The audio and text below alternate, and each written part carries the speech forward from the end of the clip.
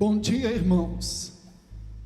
Mais uma vez o Senhor nos concede a oportunidade de estarmos juntos e eu louvo a Deus pela sua vida, pela sua família e pela essa maravilhosa oportunidade de chegar até a sua casa.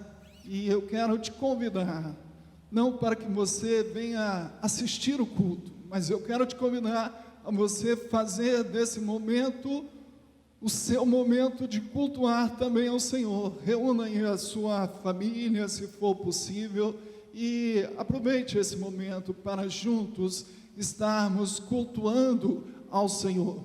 Hoje é um dia especial, domingo pela manhã, é o dia que a igreja estaria aqui cheia, e eu estou aqui com os bancos vazios, mas pelos olhos espirituais eu posso contemplar aí tantas e tantas residências e cada uma delas agora sintonizada, participando desse culto, e eu tenho certeza absoluta que Deus vai estar mais uma vez recebendo a nossa adoração e falando ao nosso coração.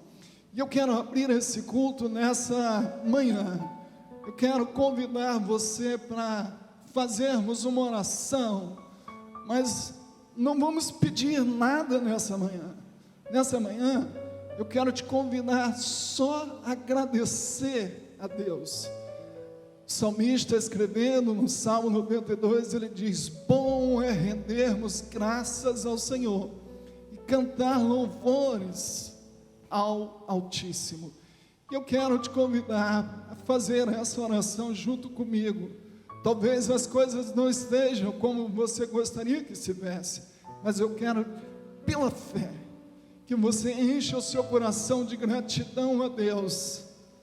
Ainda que a sua saúde não esteja como você gostaria, ainda que a sua conta bancária não esteja com tanto dinheiro como você gostaria, mas eu quero te convidar nesta manhã a orarmos ao Senhor, agradecendo por esse dia e por esse momento que Ele nos concede, pela sua vida, pela sua família. E vamos abrir esse culto agradecendo a Deus pelo seu sustento que Ele tem nos dado até aqui.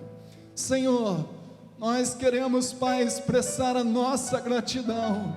Nós te louvamos, ó Deus, por todos esses irmãos que estão aqui conosco, participando desse momento de louvor e adoração.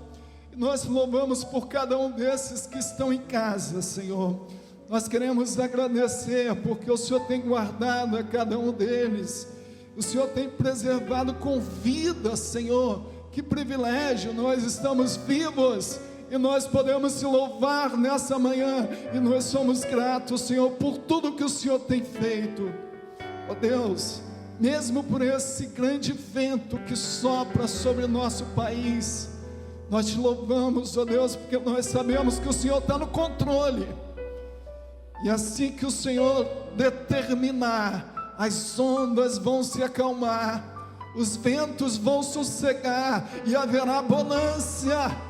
E nós queremos te agradecer neste dia que nós estaremos celebrando esse culto ao Senhor. Nós te louvamos, Senhor, nós te louvamos por tudo que Tu és, por tudo que o Senhor tem feito, pelo sustento em nossa vida, pelo Teu Espírito em nosso coração. Ó Senhor, pela Sua provisão, pela Sua proteção, pela Sua paz, nós te louvamos, Senhor, porque Tu és aquele que é o nosso socorro bem presente, e nós fazemos isso em nome de Jesus. Essa é a nossa oração de gratidão. Quero te convidar a louvar ao Senhor conosco, com uma canção que expressa o nosso anseio, o nosso desejo por Deus, assim como a vossa anseia por Deus.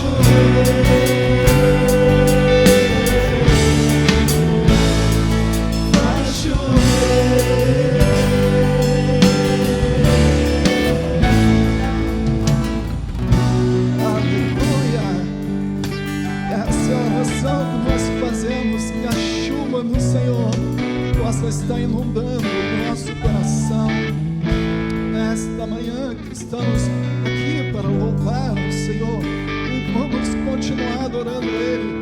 Vamos declarar para Ele agora que não há Deus como Tu. Essa é uma canção muito linda, qual expressa a grandeza do Senhor para nós. Eu quero te convidar a abrir os seus lábios para cantar conosco essa canção. Adore ao Senhor, expresse para Ele os sentimentos da sua alma com essa canção. Não há Deus como Tu, não há Deus como Tu, que guerreia as minhas guerras e me faz um vencedor. Não há Deus como Tu, não há Deus como Tu, não há Deus como Tu, que guerreia as minhas guerras e me faz um vencedor. Não há Deus como Tu. Eu abro o coração pra te adorar, levanto as minhas mãos pra te exaltar. Eu levo a minha voz pra te louvar. Não há Deus como Tu, não há Deus como Tu. Só Não há Deus como Tu, aquele Deus que guerreia as minhas guerras e me faz um vencedor. Não há Deus como Tu.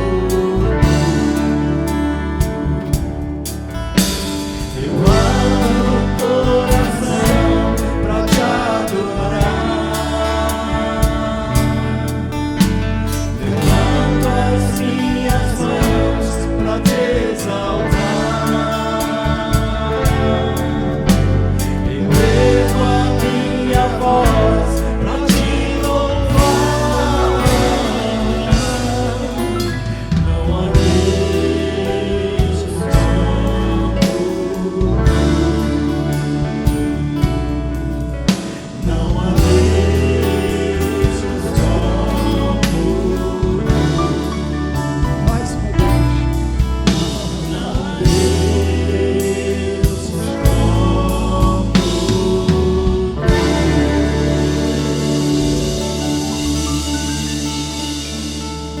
Aleluia. Só Ele, só Ele, só Ele que está sentado no trono, irmãos. É Ele que tem o domínio, é Ele que tem o controle, e é Ele que nós louvamos de todo o nosso coração. Vamos cantar mais essa canção. Ao que está sentado no trono, é Ele, é o nosso Criador, nosso Senhor Todo-Poderoso. Ao que está sentado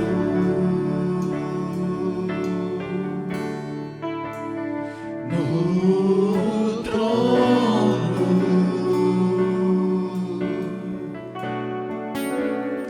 e ao Cordeiro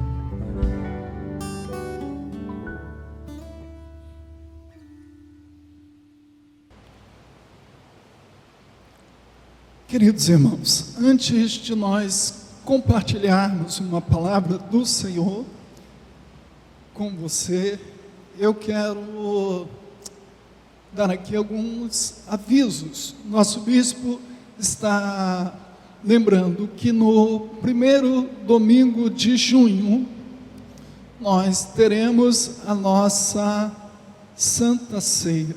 Será celebrada aqui por ele de forma online. Cada um de vocês devem preparar para esse momento, junto com a sua família, junto aí na sua casa, você poder participar da Santa Ceia, que vai ser celebrada no primeiro domingo de junho.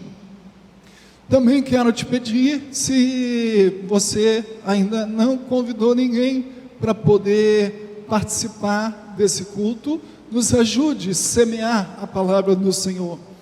Avisa aí o seu amigo, passa uma mensagem para ele também poder se conectar nesse momento e poder receber a palavra do Senhor. Ainda que ele não tenha participado do momento de louvor, mas que ele possa agora estar meditando conosco nas Escrituras, para que certamente o seu coração seja abençoado pelo poder da palavra do Senhor. Também quero lembrar aqueles irmãos que porventura passou despercebido que o SEAB 2 e o SEAB 1 está tendo aulas normalmente. Você se inscreveu e não aí está acompanhando as turmas, e aqueles que estão acompanhando, quero motivá-los a continuarem.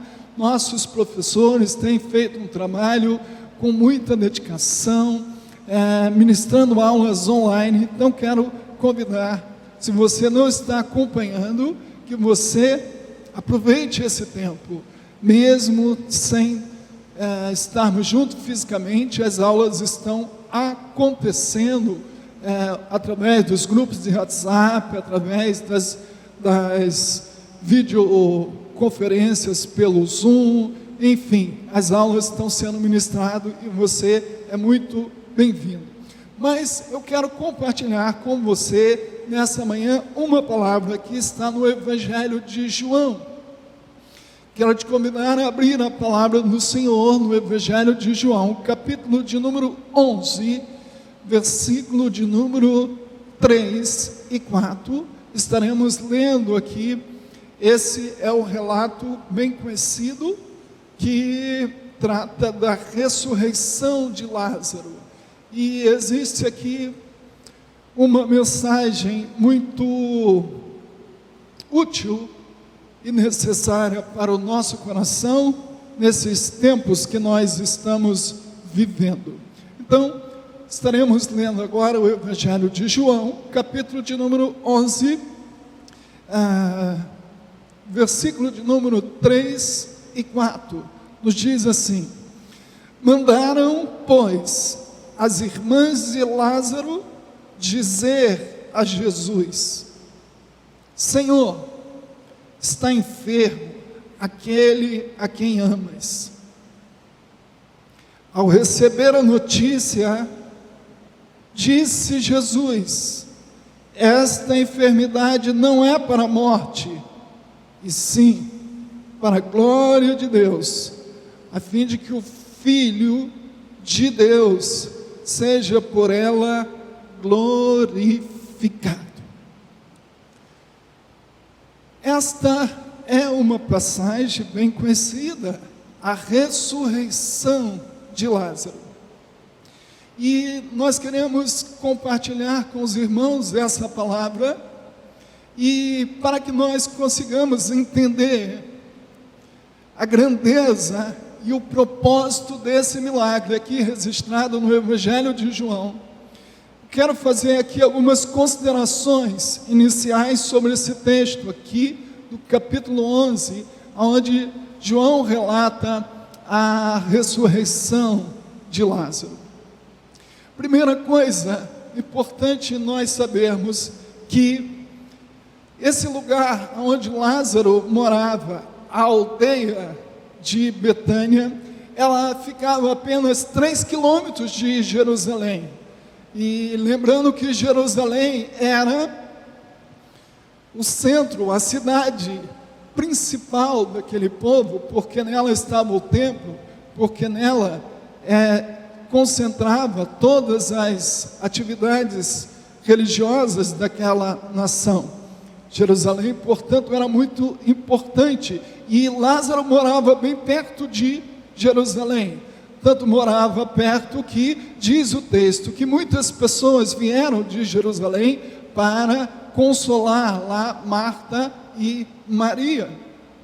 Segunda coisa importante para a gente verificar, enxergarmos a grandeza desse milagre, é que quando Jesus recebeu a notícia que Lázaro estava doente, ele estava do outro lado, numa região conhecida também como Betânia, mas ficava do outro lado do Jordão, lá onde João Batista costumava fazer batismo. E a distância de onde Jesus estava até onde Lázaro morava era bem considerável, cerca de 30 quilômetros. Isso quer dizer que demoraria quase que um dia para Jesus vir de onde ele estava até onde Lázaro e suas irmãs moravam. Isso é um detalhe que nos ajuda a perceber melhor a grandeza desse milagre. Terceira, a ressurreição de Lázaro foi o milagre de mais repercussão do ministério de Jesus. Por quê? Porque a ressurreição de Lázaro chamou a atenção tanto dos seus seguidores, mostrando o grandioso poder de Jesus Cristo de ressuscitar alguém que já estava morto há 4 dias, mas também a ressurreição de Lázaro, ela despertou a fúria dos seus inimigos, porque depois da ressurreição de Lázaro, os líderes religiosos em Jerusalém decidiram que Jesus tinha que ser morto. E então, esse milagre antecede as últimas semanas, os últimos períodos de vida de Jesus Cristo, porque logo depois ele vai ser preso, e esse milagre foi fundamental para que os seus inimigos decidissem prendê-lo e, consequentemente, crucificá-lo. Outra coisa importante é que a narrativa desse milagre deixa claro que Jesus fez tudo de caso pensado. Jesus não demorou-se ali por acaso. Jesus tinha planejado tudo, porque Jesus sabia exatamente das consequências que traria a ressurreição de Lázaro. Jesus, quando recebe a mensagem de que seu amigo Lázaro estava doente, ele exatamente demorou-se naquele local, porque ele havia planejado que só chegaria lá quando Lázaro já estivesse morto. E por que ele fez isso? Porque exatamente o seu objetivo não era curar a enfermidade de Lázaro, o seu objetivo era ressuscitar Lázaro. Com isso, a sua ressurreição, a ressurreição de Lázaro, desencadearia a fúria dos líderes religiosos e, consequentemente, iniciar-se-ia o processo para que Jesus fosse então perseguido, preso e crucificado. Mas eu quero comentar com você esse milagre, dividindo ele em 3 partes, para que fique fácil nós compreendermos e tirarmos aqui algumas lições para a nossa vida desse milagre. Queremos dividi-lo da seguinte forma: primeiro, quando Jesus recebe a notícia da doença de Lázaro. Segundo, quando Jesus chega ao povoado das irmãs de Lázaro, e consequentemente o encontro que acontece entre Jesus e as irmãs de Lázaro. E o terceiro momento desse grande milagre é quando Jesus vai até o sepulcro de Lázaro. Então vamos começar. Primeiro momento, quando Jesus recebe a notícia de Lázaro, que Lázaro estava doente. O versículo que nós lemos diz exatamente que mandaram, pois, as irmãs de Lázaro dizer a Jesus: Senhor, está enfermo aquele a quem amas. E ao receber a notícia, disse Jesus: esta enfermidade não é para a morte, e sim para a glória de Deus, a fim de que o Filho de Deus seja por ela glorificado. As irmãs de Lázaro então mandaram avisar a Jesus, e João é muito cuidadoso ao registrar a forma com que elas enviaram o recado para Jesus. Diz o texto: aquele a quem amas está doente. Isso quer dizer que Lázaro era um amigo pessoal de Jesus. Entre Lázaro e Jesus existia laços de afetividade.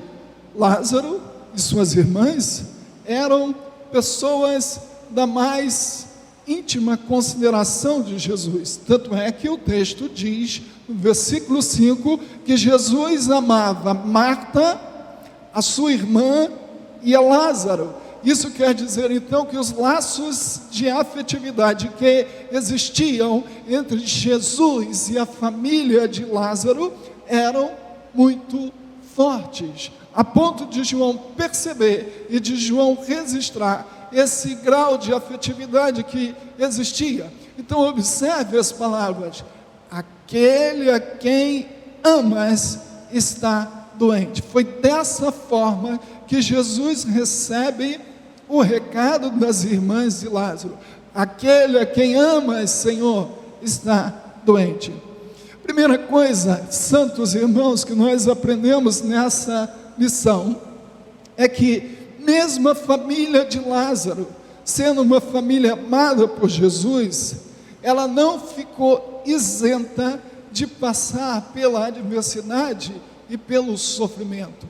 Mesmo Lázaro sendo um amigo de Jesus, mesmo Lázaro sendo amado por Jesus, e consequentemente sua família, eles não ficaram imunes da adversidade, imune do sofrimento. Isso nos ensina que o fato de nós sermos amados por Deus não nos faz uma categoria especial de seres humanos que não estamos sujeitos a experimentarmos dor, sofrimento e adversidade. De forma equivocada tem sido ensinado pela teologia da prosperidade que aqueles que servem a Deus, aqueles que são cristãos, eles têm uma espécie de blindagem especial e que suas vidas financeiramente é mais próspera que a dos outros e que doença não chega na casa deles. Mas não é essa a verdade que as Escrituras nos ensinam. As Escrituras nos mostram que mesmo aqueles que servem a Deus, mesmo aqueles que por mais piedosos que sejam, nós estamos sujeitos às adversidades da vida, mas isso não desqualifica o amor de Deus por nossa vida. O fato de alguém ficar doente não quer dizer que Deus deixou de amá-lo, ou que Deus o ame menos do que outra pessoa. Não, de forma alguma. E esse texto começa nos ensinando essa lição. Segunda coisa que eu aprendo aqui, quando Jesus recebe a notícia, é que, em razão da grande amizade que existia entre Jesus e Lázaro, suas irmãs criaram uma expectativa de que assim que Jesus recebesse a notícia, Jesus viria imediatamente, ou ele faria alguma coisa para curar Lázaro. Pensem comigo, as irmãs de Lázaro sabiam que Jesus amava muito ao seu irmão. As irmãs sabiam dos laços de afetividade que existiam entre eles. Certamente, então, no coração delas, criou-se essa expectativa. Ora, certamente elas pensavam, assim que nós avisarmos Jesus, Jesus deve vir imediatamente. Jesus deve vir correndo para socorrer o seu amigo. Afinal de contas, Lázaro é o seu amigo. E um amigo não vai deixar o outro doente. Um amigo não vai deixar de vir socorrer. Talvez, santos irmãos, elas ficaram imaginando que se Jesus não viesse à sua casa para curar o seu irmão, Jesus daria uma palavra à distância, como ele fez no caso do servo do centurião, como ele fez também com a filha da mulher cananeia. O certo é que criou-se no coração daquelas duas irmãs uma expectativa de que assim que elas avisassem Jesus, Jesus faria alguma coisa imediatamente. É bem parecido com a nossa condição que às vezes nós vivemos. Quantas vezes nós criamos também essa expectativa no nosso coração, que no momento de alguma adversidade, no momento de alguma enfermidade, no momento de algum sofrimento, assim que nós orarmos, a resposta de Deus vai chegar e o milagre vai acontecer. Foi exatamente isso que passou no coração daquelas duas irmãs. Mas acontece que Jesus não chegou imediatamente na casa delas. Jesus só chegou quando Lázaro estava morto. E certamente isso criou no coração delas um ar de frustração, um ar de decepção. Certamente elas pensaram, Jesus, mesmo sendo amigo da nossa família, não veio socorrer nosso irmão Lázaro. E aí entra na segunda parte do milagre. E a segunda parte do milagre que eu quero meditar com vocês nessa manhã é exatamente quando Jesus chega no povoado onde morava Lázaro, Marta e Maria. Quando Jesus vai se dirigindo para aquele povoado, o versículo de número 21 nos fala o momento quando Jesus chega no povoado e ele encontra-se com Marta. Olha o que Marta diz para Jesus. Versículo 21 do capítulo 11. Disse, pois, Marta a Jesus: Senhor, se estiveras aqui, não teria morrido meu irmão. Quando Jesus chega, antes mesmo dele chegar na casa de Lázaro, Marta vai ao seu encontro, porque Marta estava ali com o seu coração ansioso para poder encontrar com Jesus, para saber por que ele não havia vindo, não havia chegado a tempo de ressuscitar o seu irmão. E quando Marta se encontra com Jesus, a primeira coisa que ela faz é um desabafo daquilo que estava dentro do seu coração. No seu coração tinha duas tristezas. A primeira, de que seu irmão havia falecido. E a segunda, de que Jesus não tinha feito nada. Certamente no coração de Marta e de Maria havia esse duplo sentimento de tristeza. E a primeira coisa que ela expressa para Jesus, ela fala exatamente isso: Senhor, Se o Senhor estivesse aqui, meu irmão não teria morrido. O que ela estava querendo dizer, parece que Jesus então chegou tarde demais. Jesus chegou atrasado. Na concepção de Marta, Jesus tinha chegado atrasado, porque afinal de contas, Lázaro já estava morto. Mas Marta estava enganada, porque Jesus não chega atrasado. Jesus chegou no tempo certo. Jesus não chegou para curar a enfermidade de Lázaro. Ela não imaginava que o que Jesus havia planejado fazer era muito maior do que aquilo que ela imaginava. As irmãs imaginavam que Jesus iria curar seu irmão. Jesus planejou não curá-lo para que ele morresse, e depois que morresse, pudesse ser ressuscitado.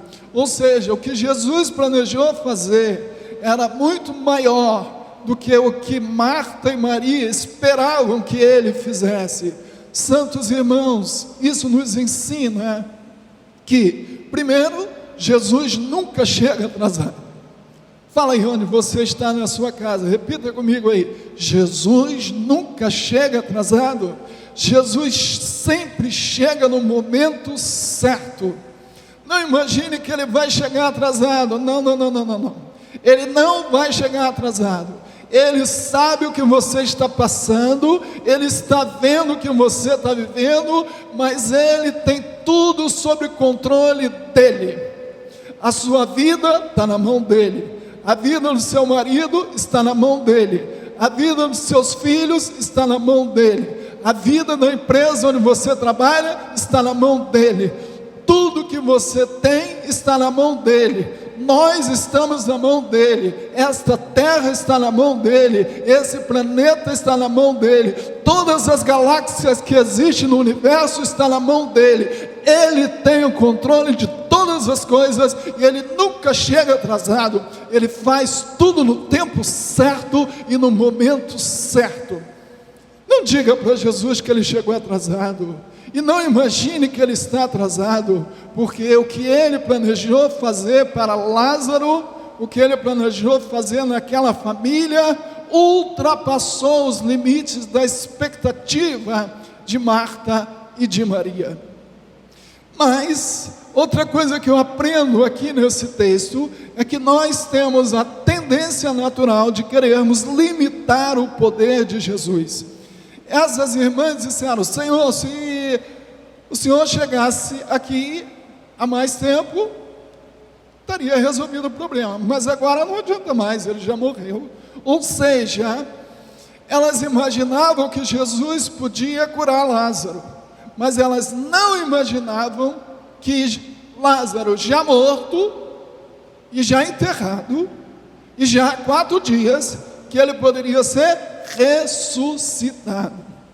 Querido irmão, não pense que o poder de Jesus Cristo está limitado por essa circunstância que você está vivendo.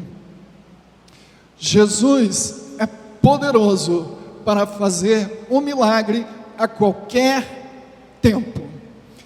Não temos o direito de imaginarmos que Jesus cura uma dor de cabeça, mas não cura o câncer. Não temos o direito de imaginar que Jesus pode restaurar um casamento que está em conflito no primeiro ou no segundo ano, mas que Jesus não pode restaurar um casamento que já está vivendo um conflito por 20 ou 10 anos. Jesus pode fazer qualquer coisa, porque Ele é Deus, Ele é poderoso. Então, Marta e Maria estavam ali no seu desabafo, limitando o poder de Deus. A conversa de Jesus com Marta, ou a conversa de Marta com Jesus, expressam o desabafo do seu coração.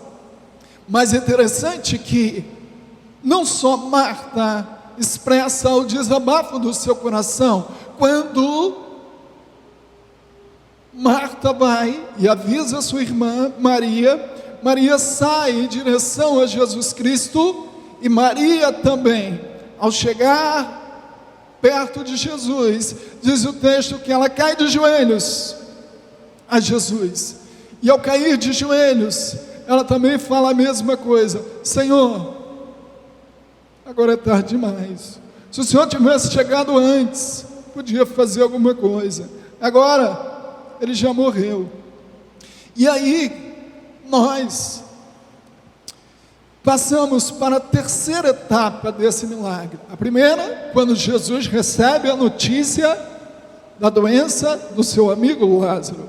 O segundo, quando Jesus chega na aldeia onde Lázaro morava. E o terceiro momento desse texto é quando Jesus vai até o sepulcro de Lázaro.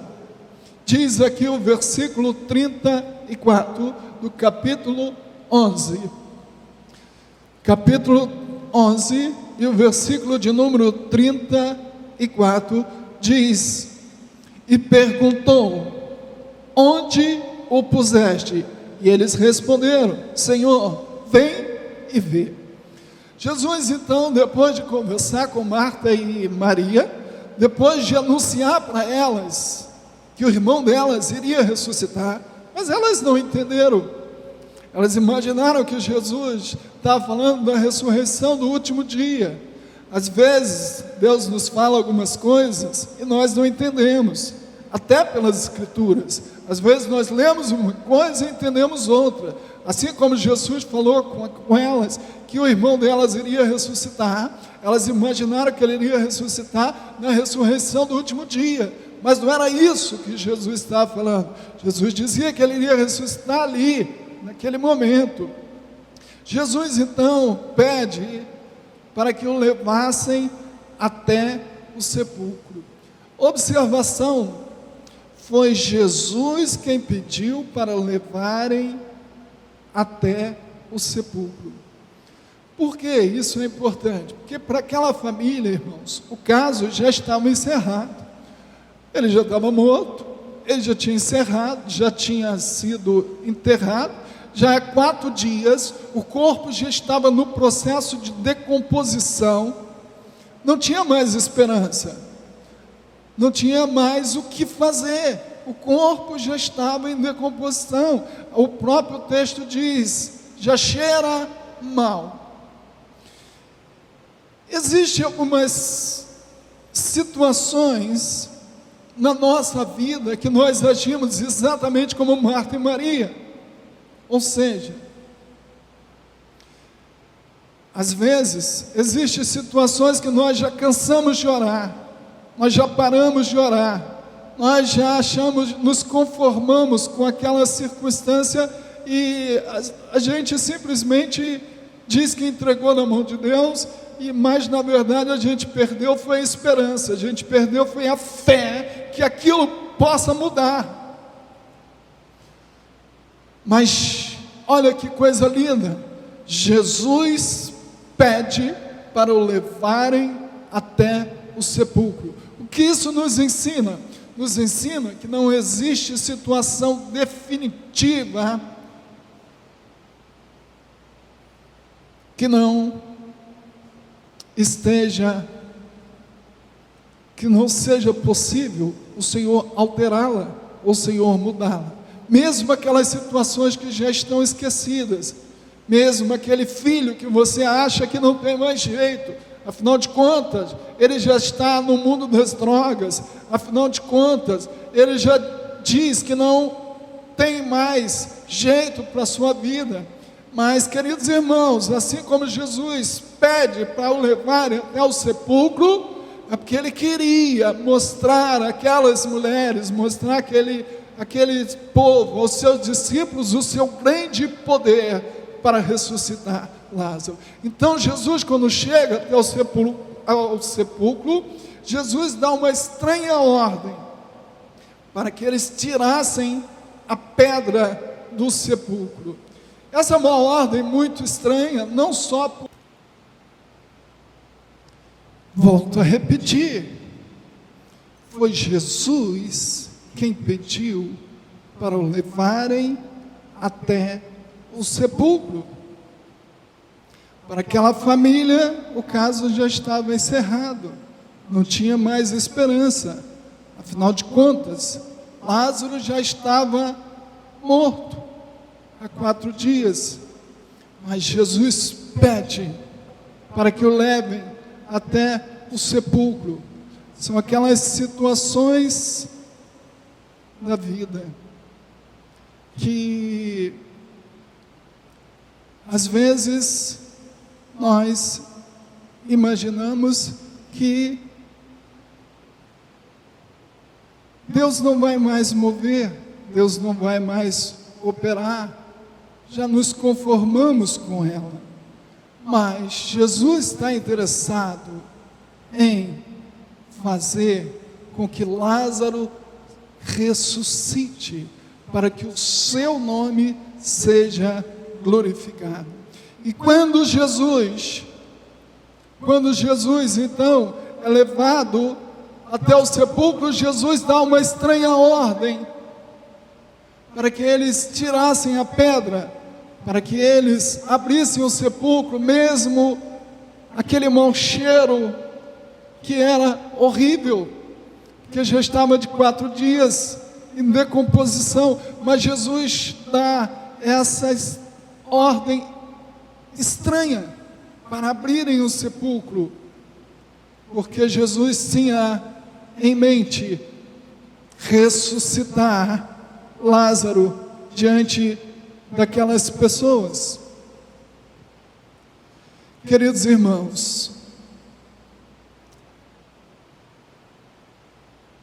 essa estranha ordem que ele deu, ela foi obedecida e consequentemente Jesus pôde fazer o milagre de ressuscitar a Lázaro. Mas antes eles tiveram que tirar a pedra para que ele pudesse fazer o milagre. Ou seja, isso nos ensina que alguns milagres, a nossa participação é o primeiro requisito para que Deus possa então depois agir, como foi o caso de Abraão. Primeiro, Abraão teve que obedecer, teve que renunciar, teve que sair da sua terra, para que Deus pudesse então fazer o milagre. Isso fala da nossa cota de responsabilidade, para que em algumas circunstâncias Deus possa agir na nossa vida. E Jesus então, diante do sepulcro de Lázaro, Jesus chama e Lázaro sai do sepulcro. Versículo de número 43. E tendo dito isso, clamou em alta voz: Lázaro, vem para fora. Jesus chama e Lázaro não pôde resistir, mesmo um cadáver de 4 dias em decomposição, teve que obedecer o chamado de Jesus. Santos irmãos, quando Jesus chama, nada pode resistir o poder da sua palavra. Talvez você, pastor, aquele meu filho não tem mais jeito, já está desviado há tanto tempo, esse meu marido não tem mais como, essa situação não tem mais jeito.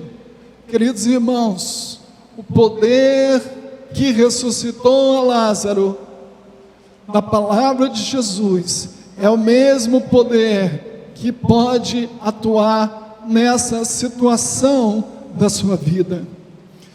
Porque a ressurreição de Lázaro foi a prova, foi a evidência, foi a demonstração daquilo que Jesus havia anunciado para Marta, quando ele disse: eu sou a ressurreição e a vida, e quem crê em mim, ainda que morra, viverá. Ao ressuscitar Lázaro, Jesus demonstrou para os seus discípulos quem ele era: o Filho de Deus. Jesus demonstrou para aquelas pessoas que o seguiam quem ele era: o Filho de Deus. Jesus demonstrou para Marta, Maria e Lázaro quem ele era: o Filho de Deus. Aquele que é classificado aqui como eu sou a ressurreição e a vida. Com essa afirmação ele queria ensinar para aqueles que já morreram, ele é a garantia que irão ressuscitar para a vida eterna com Cristo. Ele não só irão ressuscitar, mas como receberão um novo corpo, assim como Lázaro, que estava já em decomposição, recebe a palavra, a ordem de Jesus e vem de novo à vida. Ele diz não só que podia ressuscitar, mas ele diz que era a própria ressurreição e a própria vida. Para aqueles que estão vivos, ele é a garantia que poderão se livrar do poder da condenação eterna e viverem eternamente ao lado de Cristo. Por quê? Porque ele é a ressurreição e a vida. Santos irmãos, depois que Jesus fez o milagre de ressuscitar Lázaro, todos puderam compreender por que ele demorou a chegar. Lázaro tornou-se uma testemunha viva do poder de Jesus, até mesmo sobre a morte. Com isso nós encerramos essa reflexão nessa manhã, lembrando você que Jesus nunca chega atrasado. Lembrando você que quando Jesus chama, nada pode resistir o poder do seu chamado. Não existe situação difícil, não existe situação definitiva na sua vida, a não ser aquela que Ele mesmo estabeleceu. E outra coisa, desde o início, Jesus tinha tudo planejado. Jesus tinha tudo detalhadamente o que iria fazer. Ressuscitar Lázaro foi o seu objetivo, para que esse grande milagre servisse para que aqueles que o seguiam, a sua fé fosse fortalecida, e para os seus inimigos tomaram a decisão de prendê-lo e consequentemente o crucificá-lo posteriormente, porque esse era o propósito de Deus. Que Deus te abençoe e que você possa desfrutar dessa confiança e que você viva, assim como Lázaro, como alguém que é um testemunho vivo do poder de Jesus. Quero orar por você nesse momento. Senhor, eu quero orar por todos, ó Deus, que participaram dessa reflexão, para que a sua palavra chegue ao coração deles, e para que todos, ó Deus, possam ter a sua fé fortalecida e renovada, e que a esperança da ressurreição final possa estar no coração de cada cristão, nutrindo, Senhor, a sua fé em cada dia. Nós oramos e entregamos a todos nas suas mãos e aos seus cuidados, em nome de Jesus, amém. Que Deus te abençoe rica e abundantemente.